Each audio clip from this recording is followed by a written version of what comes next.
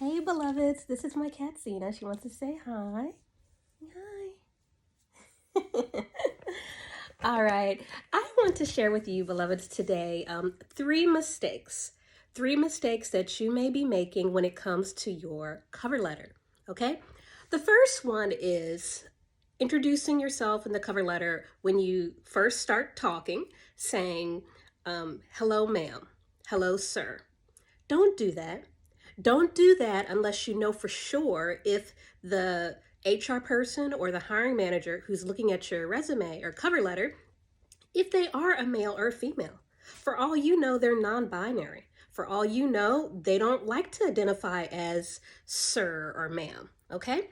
Now, with your cover letter, and this is what we're talking about today, three mistakes that you're probably making with your cover letter. Um, you may you may think that it's going to the HR person, but but it may also go to the hiring manager. Because what happens is the I love you too, Zena. What happens is your cover letter and your resume go to the HR person, right? It goes through the first kind of line, all right? And then the HR person may forward you to the hiring manager.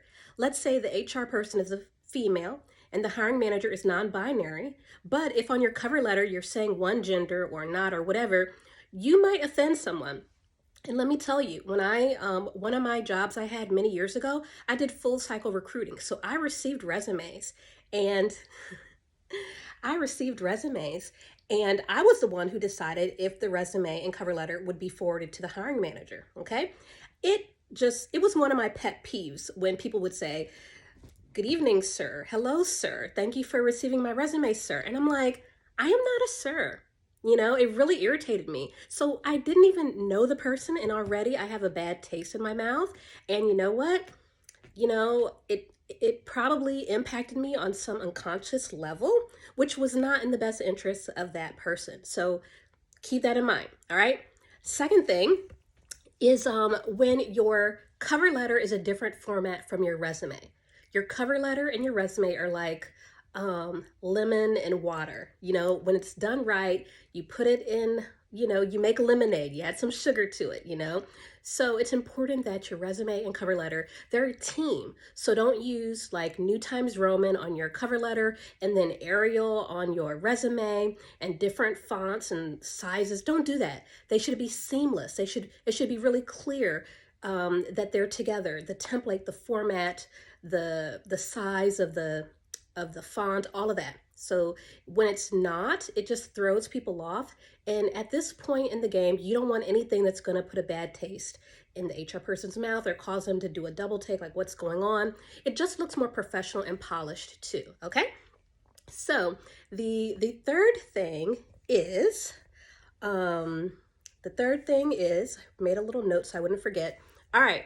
Because there's so many mistakes, y'all. There's so many mistakes that one can make with their cover letter that I had to choose just what three I was going to talk about today. So the other one is make sure on your cover letter that you are clarifying how you meet or exceed the requirements for this position. Many times people go on their cover letter and they want to give like their life story. They want to do all this other stuff. Now, you do want to do some storytelling, but the mistake here is not clarifying how you meet or exceed the requirements of the job. Because if they're reading your cover letter first, then that's going to help them to know, do they even care about reading your resume? This is why, or one of the reasons why many resumes don't even get read.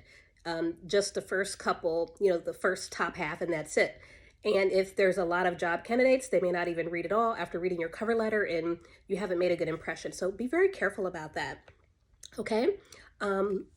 So make sure that in your cover letter, you were saying very clearly how you meet or exceed the requirements. And how do you know that? You look at the job description, you look at the job vacancy and see what are the requirements. And then in your cover letter, you say, I meet or exceed these requirements because, and then connect it to each of those things that are listed in the job announcement so that it's clear to the hiring manager and the HR person that, oh, this person, they have the degree, they have the experience, they have the whatever. It's very clear. And so they know that, I want to see this person's resume because on the cover letter, they already let me know that they are qualified. Okay, so those are the 3 mistakes that you've probably been making that I don't want you to make. All right, so Xena and I, my cat Xena and I, hope that you've enjoyed this video. Take care, beloveds. Bye-bye.